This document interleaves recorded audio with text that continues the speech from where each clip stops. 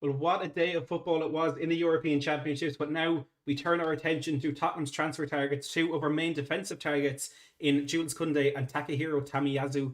Today, I'll be telling you all you need to know about these two players. Get a bit of an insight there already on the two of them, but two players that Tottenham are heavily interested in, and one of which we are already in advanced talks with as we try and improve our defence going into next season. I'm going to be giving you everything you need to know about these players' traits, their experience, where they've played, where they play now, and anything you could possibly want to know. But first of all, just a quick mention to an absolutely incredible day of football in Euro 2020 with Italy against Croatia against Spain rather, and then Switzerland, of course, just knocking France out on penalties. A crazy end or almost end to the round of 16. Definitely one of the best days of football that I've seen in quite a while, but there are some more important things to talk about, and the first one is Jules Conde. We will get into that very shortly, but first of all, if you are new to the channel and you want more content like this, plus in-depth analysis on all of Tottenham's transfer targets throughout the transfer window, plus the news first here on Matt Hayes' Tottenham blog, first on YouTube, please do hit that subscribe button down below and click the like button so I know that's the type of content you want as we move throughout the season. And look, as you can see below me, Tottenham are interested in signing Jules Kounde from Sevilla. Sevilla are willing to sell as they look to raise funds to improve their own squad. However, they want up to €70 million for the player. It says pounds there, but it is euro that they do want. A very talented central defender who has attracted interest from some of the biggest teams around Europe, including Manchester United, who, as per Fabrizio Romano, have actually dropped their interest in the player due to Tottenham's moves for him. We'll take a quick run through the various stories that are out there. The first one is, as I said there, from Fabrizio Romano. He most recently has said that Tottenham want two centre-backs this summer. Jules Kounde and Joachim Andersen are among those targets. He said on the 442 podcast yesterday that Kounde is no longer a big option for Manchester United because of Tottenham's interest. Gianluca Di Marzio has said Spurs are interested in signing Jules Kounde. He's our number one target as we prioritise the signing of a centre-back this summer. And Marca in Spain have said Sevilla are ready to open talks with Tottenham. They are willing to sell to raise funds, but want up to €70 million. We've got Brian Daigle in the chat.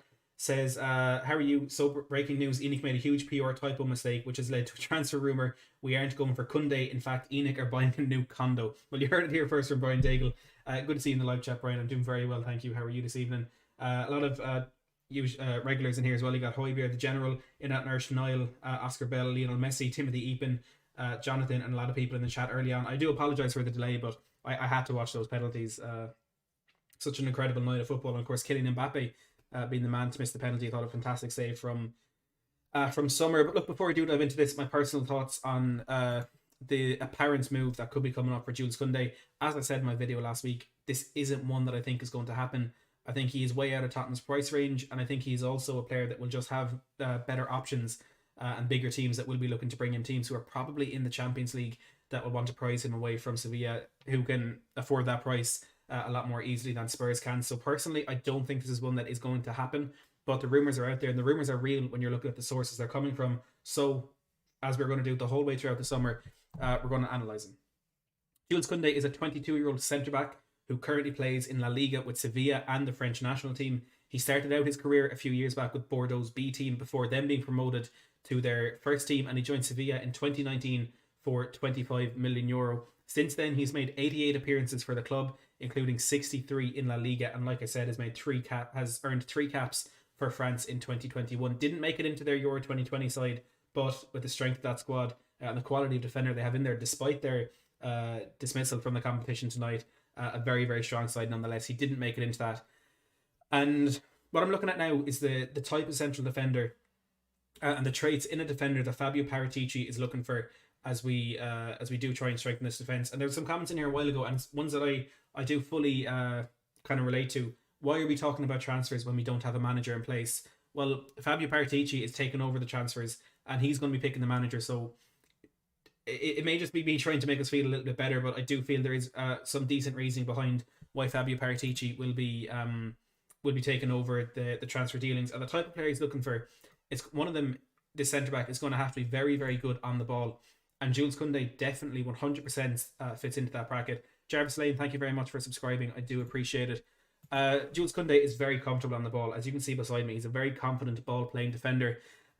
He had a 90% success rate in La Liga last season, and this comes from his desire to play the safe passes rather than the the ambitious long passes. And for me, that says he'd fit in really well alongside Toby Alderweireld, because we know Alderweireld is that man who likes to play those long balls. He can ping them in behind to Dele Alli, to Heung-min Son, or to the chest of Harry Kane, whoever is making that run.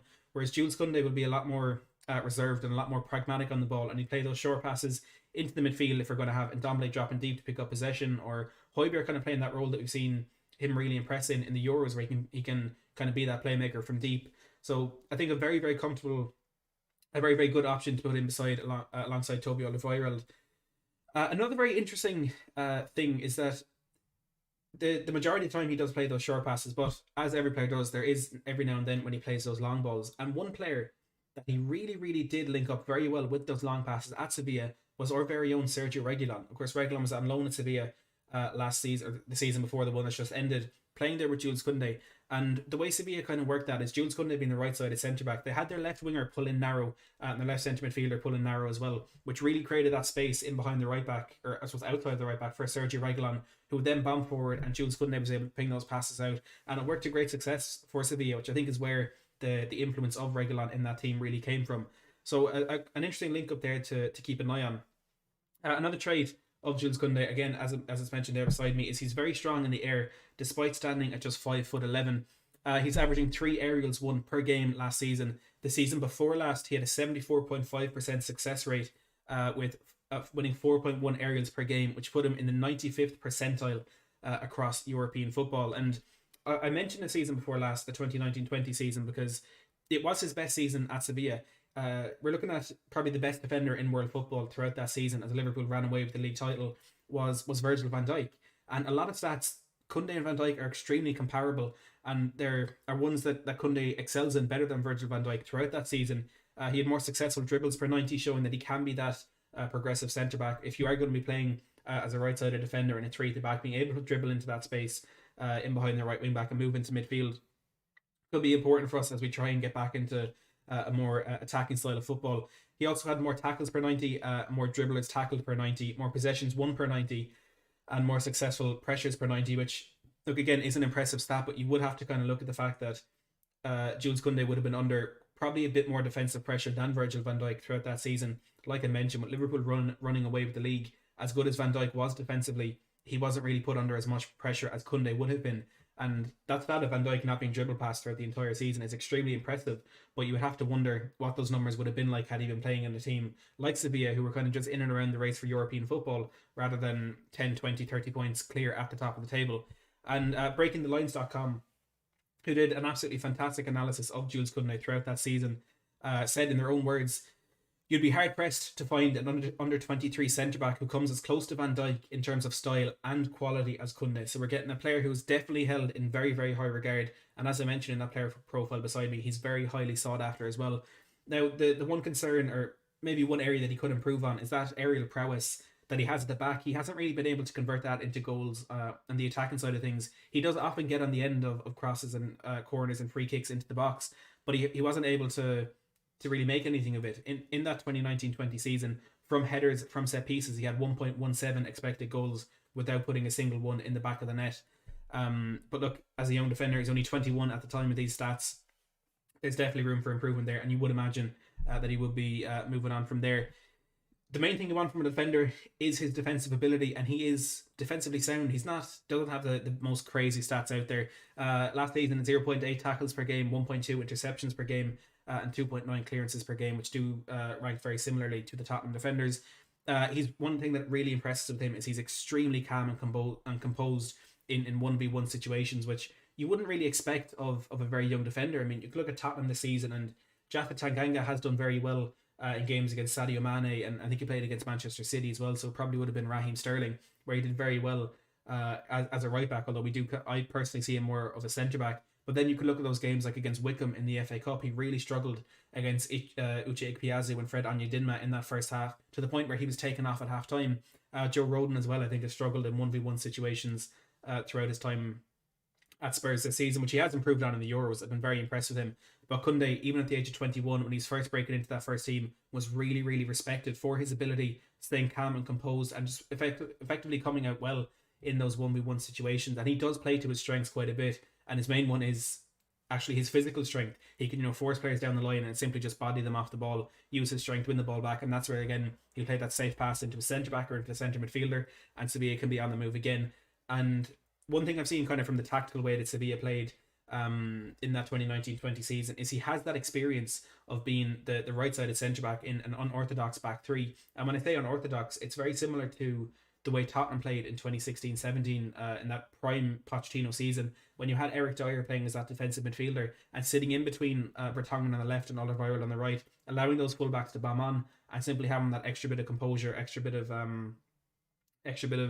security at the back. And it was Fernando, the former Manchester City player, who was playing that role for Sevilla, and Jules Kounde then pushing out into that right centre-back role where he can be progressive where he has to be, but also being more composed and more kind of reserved if a team does counter-attack, having to make those decisions. Is he going to step out and track a left winger, or come inside and track a striker, or hold his position? And that is one bit where he did kind of struggle within that decision-making, because as a young player in your first season in a team like that, you always want to impress, and you'd be more inclined to make that brave choice, that option that would quite often turn out to be a rash decision. And he's improved in that, as you would expect, as he's become more experienced and as he's progressed during his time at Sevilla. But all in all, an absolutely incredible option. And personally, I didn't have to go through all those stats and find all that info to know that he's a very good option, because Jack Darkins, thank you very much for subscribing.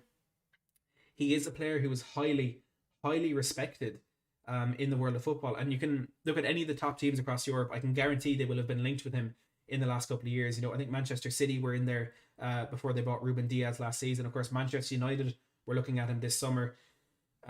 Chelsea mentioned as well, Barcelona, Bayern Munich, Real Madrid. All the big teams are looking at him, and that, in a nutshell, I suppose, is the best way you could look at Jules Kounde. But if you want to break it down, if you want to properly look at the tactics and the traits that he does bring to the team, I think that there is an 8-minute summary that tells you everything you need to know about him, the positives and the few negatives that are there in his game. I think if Spurs can manage to get this deal done, it will be an absolutely sensational deal for us. And he is a player who can be that replacement for Toby Alderweireld if he does move on in the future. Now, he's not that left-sided centre-back that we need.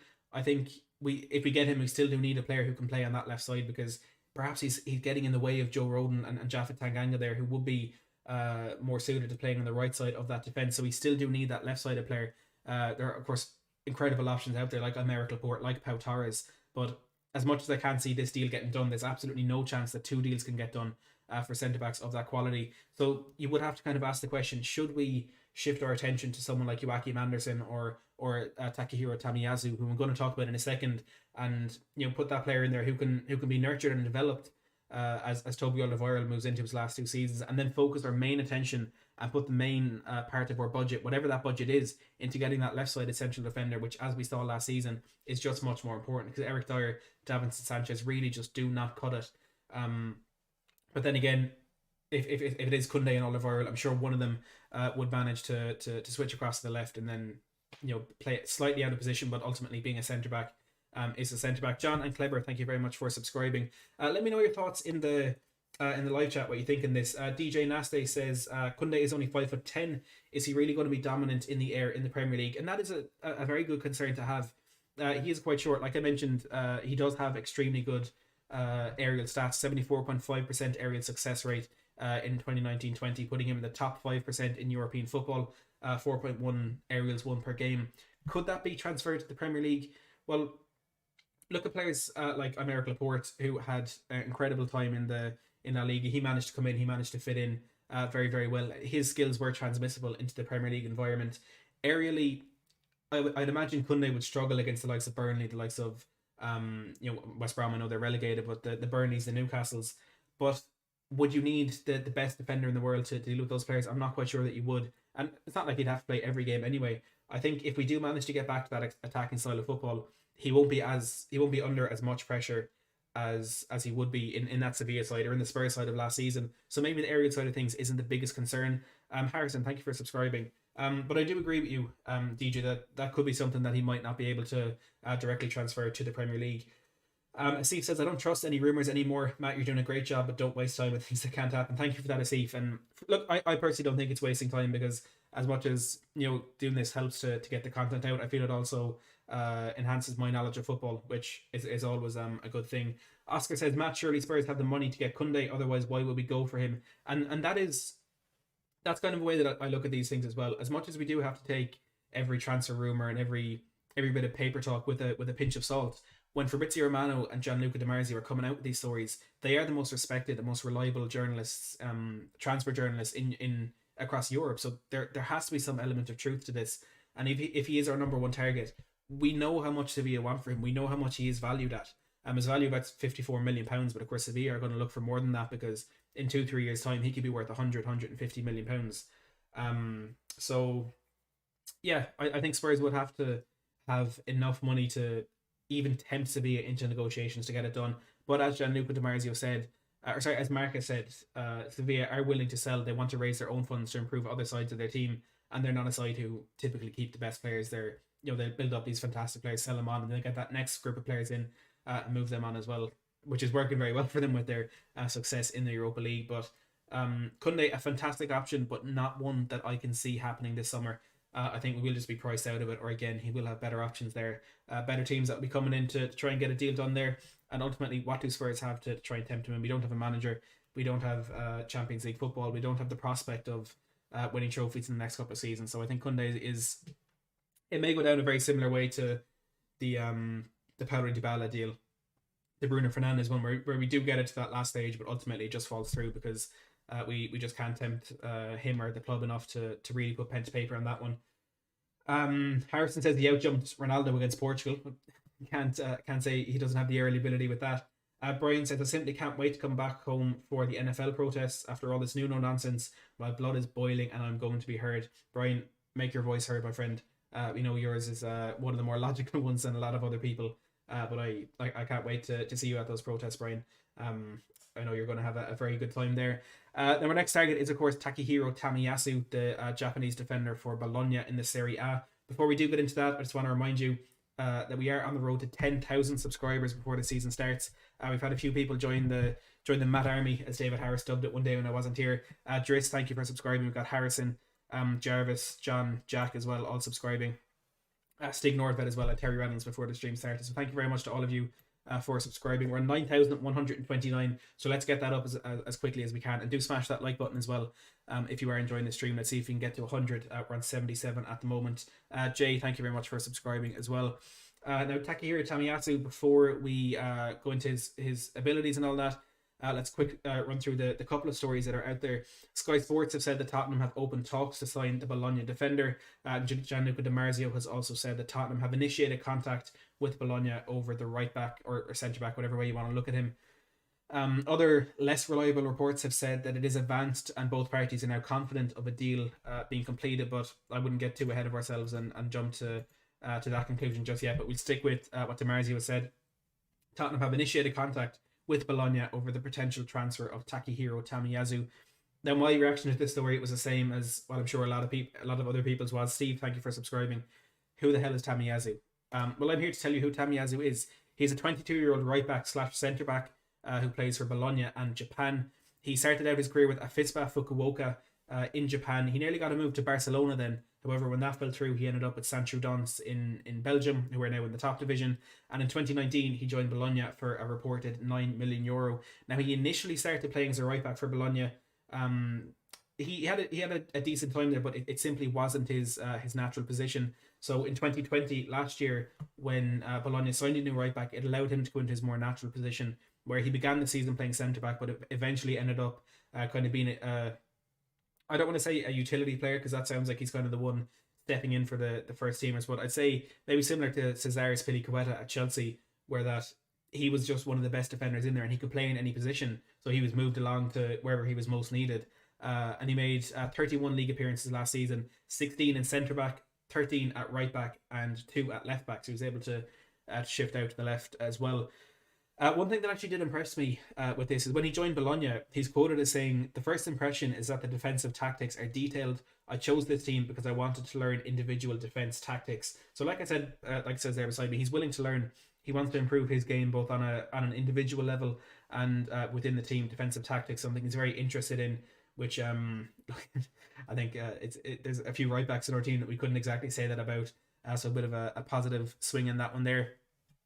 His strengths include, similar to Jules Conde, he's very good in the air, averaging 2.9 aerials, 1 per 90 in the Serie A last season. He's good on the ball, good progressive dribbler.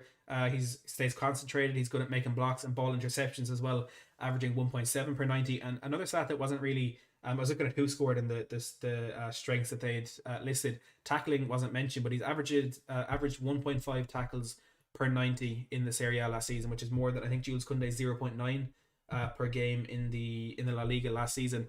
His biggest weakness, which would be a concern if he's going to play it right back, as there was a comment there a second ago saying that he'd, as Yassine says, I think he'd be a replacement for Serge Aurier.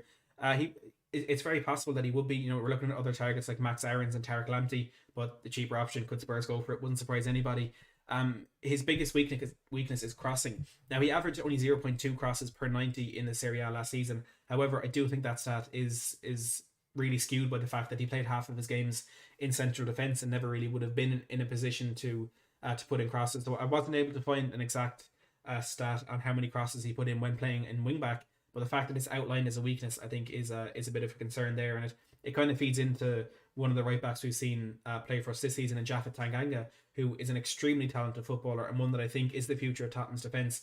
But I don't really think he's a right back because of that. You know, having done the majority of his development as a centre back, there's always going to be that the kind of difficulty in becoming the right back who will pick up 9-10 assists every season, and kind of being, I suppose you could say, what Matt Doherty was in his time at Wolves. But a promising player there. My other concern would be, is he a plan B for Jules Kounde? As much as he could be a plan B for Aarons or Lamptey in a centre back position as well, is he a plan B for a player that maybe the board are already accepting is just too expensive for us? And have we already been priced out in that Kounde deal? Who knows? But definitely two deals there to keep an eye on. If I had to pick one of those, which is more reliable, I would definitely say Takehiro Tomiyasu. And it's not a deal that I can sit here and turn down, because I feel a lot of fans, when there's a player that they haven't heard of potentially being linked to their club, the immediate reaction is, well, I haven't heard of him, so why would I want him? I'm kind of the opposite. I don't want to have too strong an opinion on the transfer because I don't know enough about him, and I can look at these stats and I can pick out the good things and I can pick out the bad things, but ultimately I, the same as all of you, won't know enough about him to make a proper decision until we watch him play. So I don't want to say too much on that one in terms of whether I want it or not, but you know, if we're in a case of trusting the board, I'd like to get it done, but I'm not too sure Spurs fans are there at the moment. Jordan, Mark and Daniel, thank you very much for subscribing. Another name that has been mentioned, and I haven't done a proper analysis on this just yet because of the source of the story. It's coming from Tottenham Mercato. The Franck Kessie agent has said Tottenham have expressed an interest in signing the midfielder. Franck Kessie currently plays for AC Milan in the Serie A, who in the first half of last season looked very likely to win the Serie A, but of course in the end were outdone by their local rivals Inter Milan. He's a 24-year-old centre midfielder, has made 72 Serie A appearances for Inter Milan since 2019, registering 17 goals. He was on loan there in the 2 seasons prior with very similar numbers, one fewer appearance with 5 fewer goals. So across 143 appearances, scored 29 goals from midfield. Previously played with Atalanta and Cesena in Italy as well.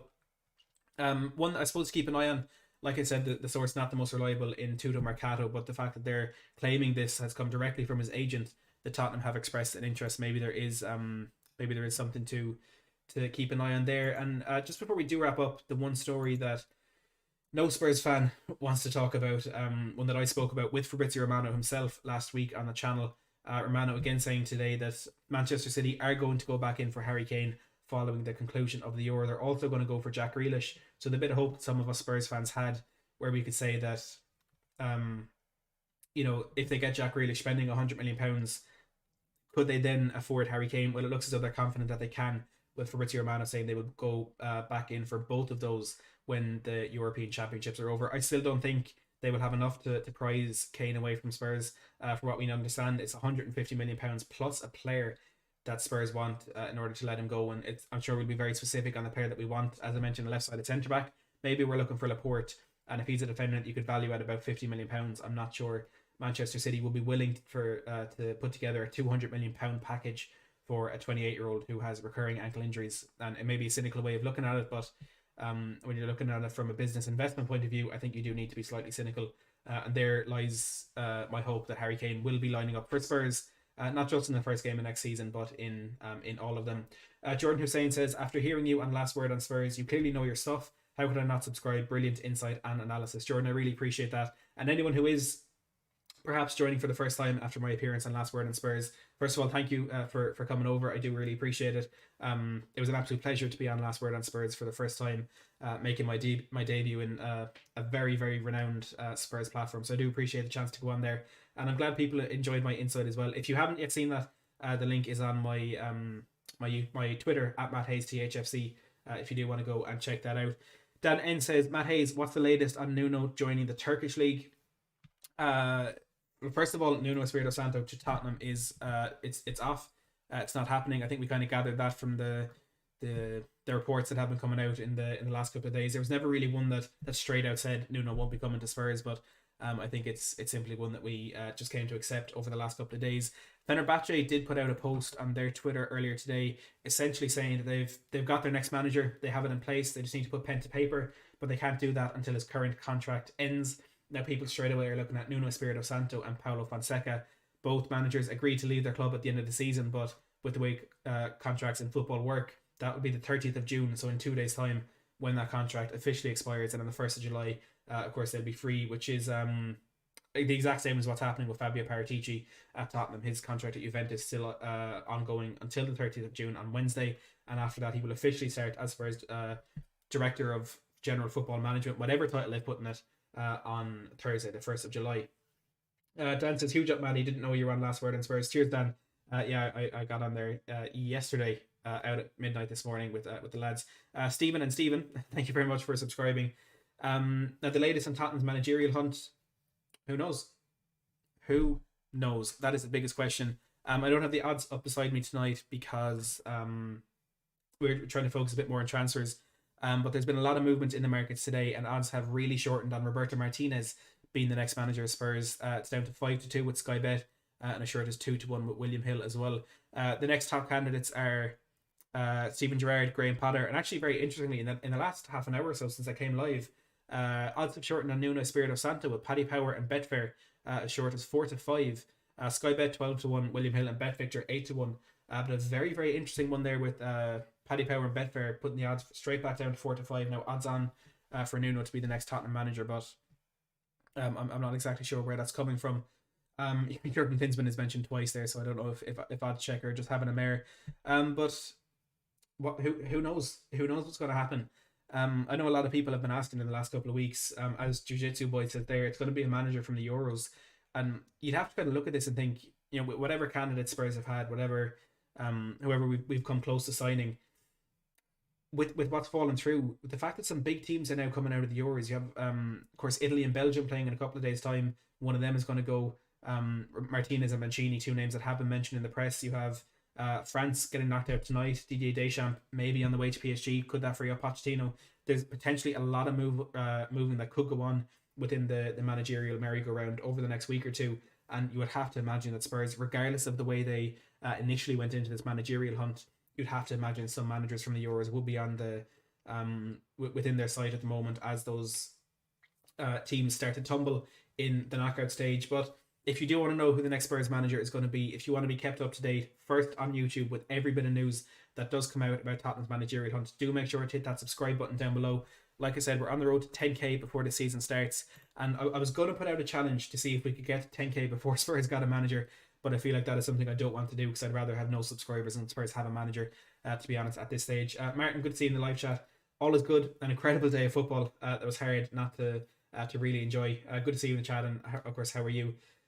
Jordan says, how underwhelming is it that with the current crop of head coaches linked, Martinez has been poor in Prem, Mancini I would love, and I fully agree with you on that one.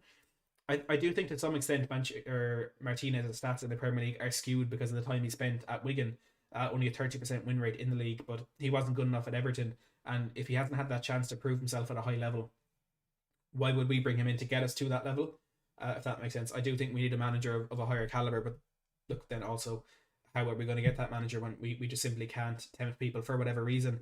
And I made the point on Last Word on Spurs yesterday that as much as we can blame the board and as much as we can criticise Levy, Paratici, Hitchin, whoever it is within that Tottenham setup that is running this managerial hunt, I do think the players are partly to blame for this as well. And hear me out on this one because it may sound a bit bizarre off the bat, but I spoke about this on the channel a few months back. I was comparing Jose Mourinho to Bill Nicholson, Very similar characteristics, but very, very different kind of outlooks on why those characteristics would and wouldn't work. Because I think Daily Hotspur put it best on Twitter that you need, within Mourinho's style of play, you need players who will 100% devote themselves to whatever Mourinho wants to do.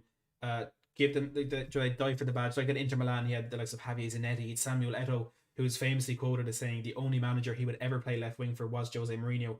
And of course, he did play left wing from there. You know, Diego Milito, Zlatan Ibrahimovic, some really, really stubborn and properly devoted players.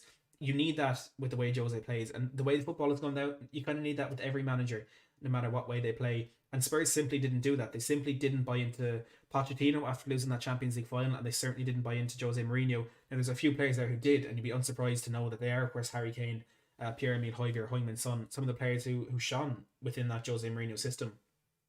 So if you're a manager coming into Spurs now, and you're looking at these players who really disrespected Pochettino and more than disrespected Jose Mourinho, whatever criticisms you could level to the Portuguese, there is an extent of those players not respecting him and not giving him the appreciation he deserved to actually make something of his time at Spurs. So your manager coming into this, you're thinking, why would I want to manage these players?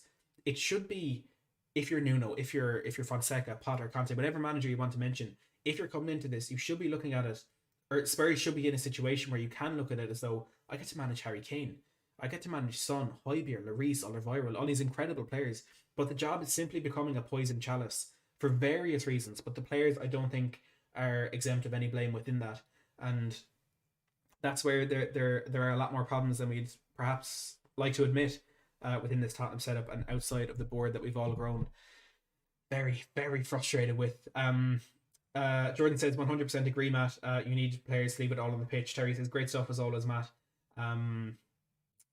Finley says any news on Spurs linked with right backs? Well, Takehiro Tomiyasu can play in right back, but aside from that, it's the same old links with Max Aarons and Tarek Lamptey. Jack says your thoughts on Valverde, Matt. I don't think it's going to happen. I think that one is done. It was simply Spurs contacting him to gauge his interest, and it seems to have petered out.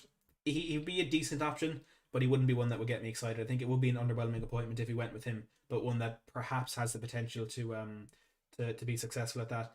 Ken says it's exhausting keeping up. 1000% right, Matt Hayes. I appreciate that, Ken. But look, that's kind of the lowdown on Kounde and Tammy Azu. I hope you've learned something from this stream that you perhaps didn't know initially. Of course, the Kane news there and the managerial news as well to keep up with. Brian says, everyone please stop thinking Poch is going to come home now that France have gone out of the Euros. Don't let yourself believe that Levy will get him. Save yourself for yet more disappointment. Positive note to end it on, as always, with Brian Daigle in the chat. But Brian, I do appreciate your comments and I do appreciate your support on the channel. Jordan also says, a massive overhaul is required, but selling players in this climate is difficult and Spurs need to sell to buy. And that is very true. And I'd also add to that it's difficult to sell your players when your players are Eric Lamela, Moussa Sissoko, Eric Dyer and Harry Winks and Ben Davis. The list goes on forever. But we are going to leave it there. Thank you very much to everyone who has tuned in over the last 33 minutes. Let's take a look at the numbers. We've had 2,000 people tuning in. We're still only on 104 likes, so I'd like to get that number up. If you have enjoyed this stream, or if you do enjoy the channel and the content that we're putting out here, please do hit that like button. It really helps me get this video out to more and more people. It helps the channel grow and helps bring a bigger community into these streams so we can get more and more Tottenham opinions on board. If you do want to be part of that community to a bigger extent, please do hit that subscribe button down below to be kept right up to date with all of your Tottenham transfer news, Tottenham managerial pursuit, which I really didn't think would be going into its third month, but here we are. And of course, every bit of content you could wish for from a Spurs channel when the season resumes on the 15th of August against Manchester City. Again, thank you for the support. Thank you for everyone who's tuning in as always, and fingers crossed there's some better news in the coming days and weeks.